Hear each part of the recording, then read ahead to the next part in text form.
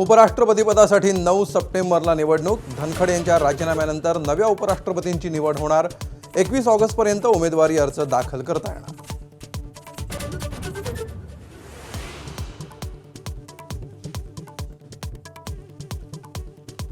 निवडणूक आयोग मतं चोरतय, त्यांना सोडणार नाही. राहुल गांधींची निवडणूक आयोगावर पुन्हा कडाडून टीका.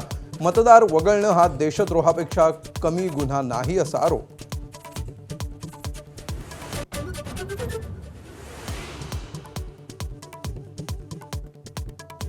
धनंजय मुंडे 3दा भेटले, मात्र मंत्रिपदाबाबत चर्चा नाहीच.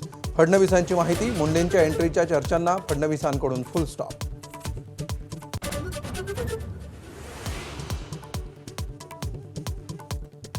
बेशिस्त वागणाऱ्या मंत्र्यांवर यापुढे कारवाई होणारच. मुख्यमंत्री देवेंद्र फडणवीसांचं स्पष्टीकरण. सरकारमधल्या तिन्ही प्रमुखांनी सर्व मंत्र्यांना जाणीव करून दिल्याची ही माहिती.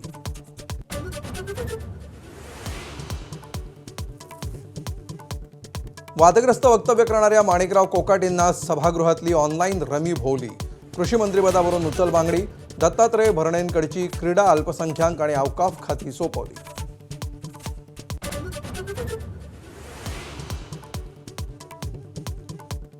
क्रीडा खात्यामुळे नाराज असलेल्या दत्तात्रय भरणेंची कोकाटेंच्या कारनाम्यांमुळे लागली लॉटरी. पक्षश्रेष्ठींनी सोपवली कृषी मंत्रिपदाची जबाबदारी.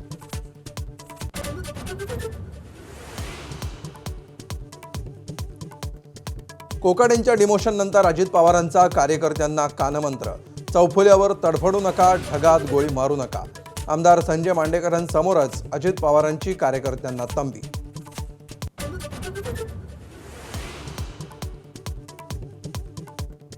गृहराज्यमंत्री योगेश कदमांकडून आईच्या नावे असलेला बारमधल्या ऑर्केस्ट्राचा परवाना परत. रेस्टोबार आणि हॉटेलचा परवाना ठेवला कायम. अवैध प्रकार सुरू नव्हते तर परवाना का परत केला? अनिल परबांचा सवाल.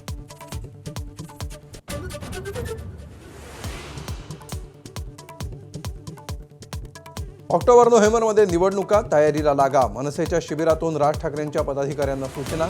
निवडणुकीच्या कामाला गांभीर्यानं घेण्याचाही सल्ला.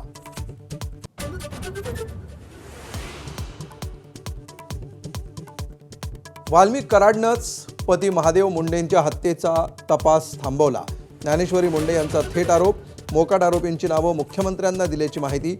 आरोपींच्या अटकेपर्यंत लढण्याचा निर्धार.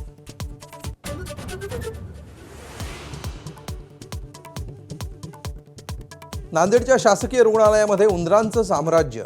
उंदरानं रुग्णांचे पाय कुरतडल्यानंतर आता महिला रुग्णाच्या अंगावर उंदीर फिरत असल्याचा व्हिडिओ समोर.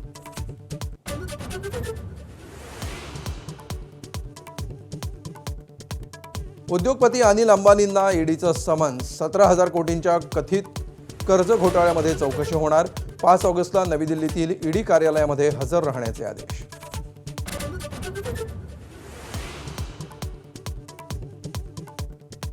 पाकिस्तानला मिळणार अमेरिकेकडून 10 लाख बॅरल कच्चं तेल. दोन्ही देशांमध्ये नवा व्यापार करार. ऑक्टोबरमध्ये कच्च्या तेलाचं बॅरल घेऊन येणार पहिलं जहाज.